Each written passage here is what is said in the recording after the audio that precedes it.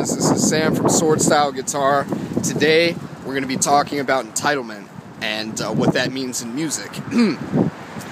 So what's the difference between somebody who goes up on stage and has amazing stage presence? Think of Slash.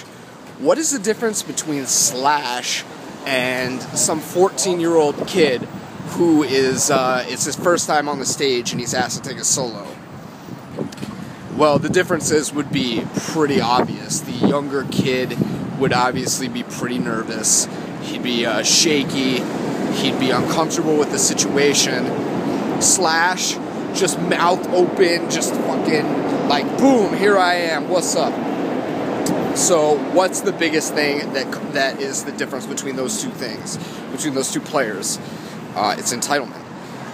I mean, obviously, you know, there's skill and other stuff, but the biggest one is entitlement. You see, if the kid, think about it this way, okay? Think about it this way. You have a girlfriend, right? So you've been with your girlfriend for a number of years. You know, you feel really comfortable holding hands with her, okay? So say that you don't see each other for a couple of days. When you walk up to her next, are you going to feel comfortable holding her hand? Yeah, because you've done it so many times. Same thing as with, you know, if you, what's a good example? If you know how to cook, right?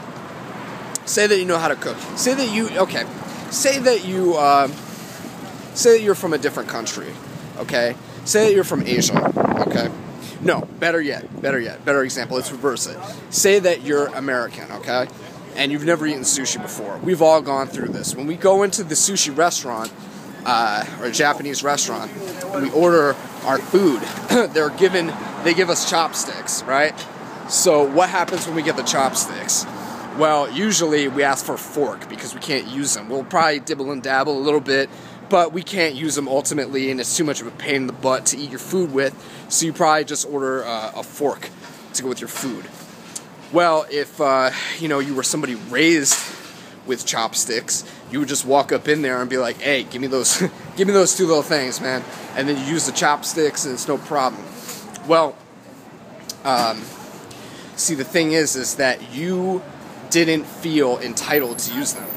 If that makes any sense. In the same way that the 14-year-old kid didn't feel entitled to rock the show. He didn't feel like he was good enough to rock the show. See, even if he sucked, he could still go up there and act like Slash if he felt entitled to. But the problem is that it's not congruent with him. He's not ready to do that because he feels like, oh, I have to be so good in order to rock the show. Well, the truth is, how do you get to being entitled? Some people are just very naturally entitled based on how they were raised. You know, they just don't care. You know, there's like certain people that have, you probably know some, they have no talent at all, but they'll go up and they'll act as if they're the best thing since sliced bread. Now, you know, that's great for a stage performer, but, you know, whatever. We're not here to talk about that. We're here to talk about entitlement. So, what do you think when you see those people up on stage who they just, like, okay, if you think about Nicki Minaj, would you say that she's entitled? Hell yes, she's entitled. She does whatever she wants. She doesn't care. She talks about the most vulgar subjects. She flashes, you know, her private parts on stage, because she doesn't care. Because she feels like, oh, this is what she thinks, okay? She's like, last time I did this, I got a great reaction. I literally had a whole crowd of people like being like, oh my god, her private parts. I had MTV playing it. I had all these different... She has entitlement beyond what most of us could comprehend, okay? Slash has entitlement beyond what we could comprehend. But the truth is that you can build entitlement yourself. You can be Slash. You can be Slash, and a lot of people are Slash, but you, if you're watching this, you're probably not Slash. I'm not Slash. You're not Slash. You know, the point is, when you to get there, here's how you build entitlement, right? You have to prove stuff to your brain, right? I've been telling you that the whole time. You got to prove stuff to your brain. Your brain isn't going to automatically believe. Like, if you wake up every day and do cheesy incantations and stuff like, I'm Slash. Today I will go out and rock the show. It's not going to work. You can even, a mini version that does work of that, you could say, you know, I'm awesome. And today I'm going to go out and rock the show because I've been practicing. You know, that's like one little thing. But it's not, if you do that every day, it's going to help your entitlement. But what's ultimately going to give you entitlement is proving to yourself that you can do it and it's going to be okay. There's going to be no repercussions for your doing so. Now again, this is an abstract concept, but if you're actually performing, this is going to be big for you. Nobody wants to go see a show where everybody's just standing there like, you know,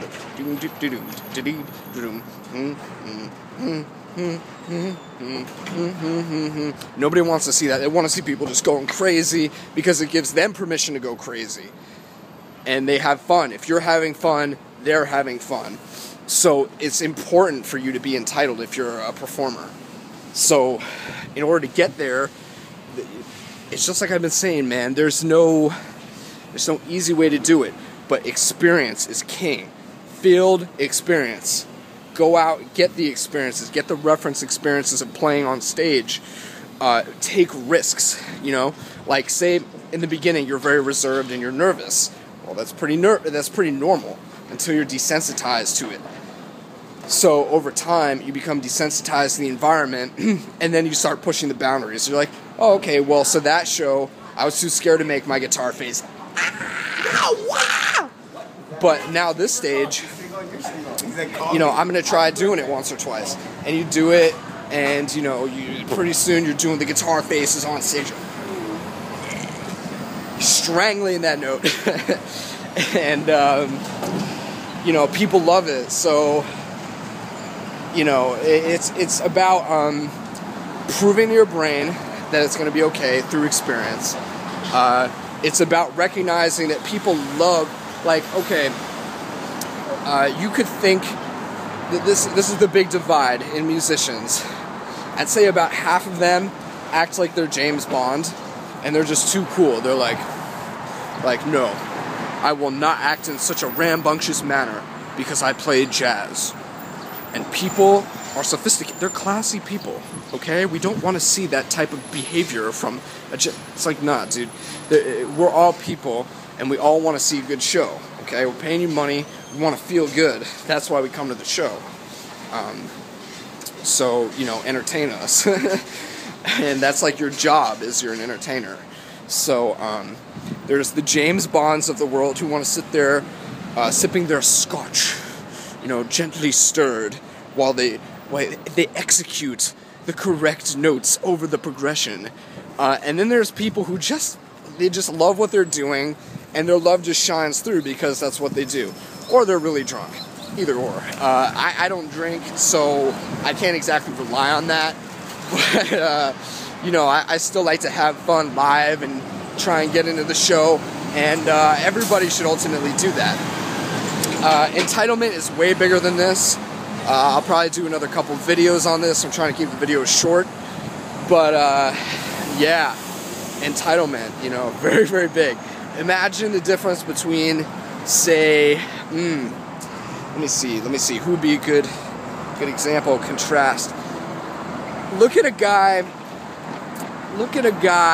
like KRS-One, and look at a guy like Jimi Hendrix, and look at a guy like, I don't know, could be anybody, Angus Young, or Agnes Young, or whatever, from AC/DC, and then look at some other guy like, I don't know, some jazz guy like Pat Martino, or whatever, like real quiet, real shy, you know, having a good time, but still real quiet, real shy. I mean, I love Pat Martino's music, totally not a dig on him. I love to see that guy because his playing is all he needs. But, you know, those other guys, they exude fun. Like, they exude a really good time because they feel They feel like, hey, if I act this way, if I'm totally myself, other people are gonna dig it or they're gonna hate it, and the ones who hate it aren't gonna be at my show. So naturally, more people are gonna dig it than hate it. So it's all good, you know. People dig me, I'm me to the fullest, and that's it, you know. So that's what those guys are doing. They're entitled. They feel that way. They know that if they act that way, people are gonna dig it. And you need to prove that to your brain too if you're a performer. So that's it, guys. Peace. I will talk to you soon. Later.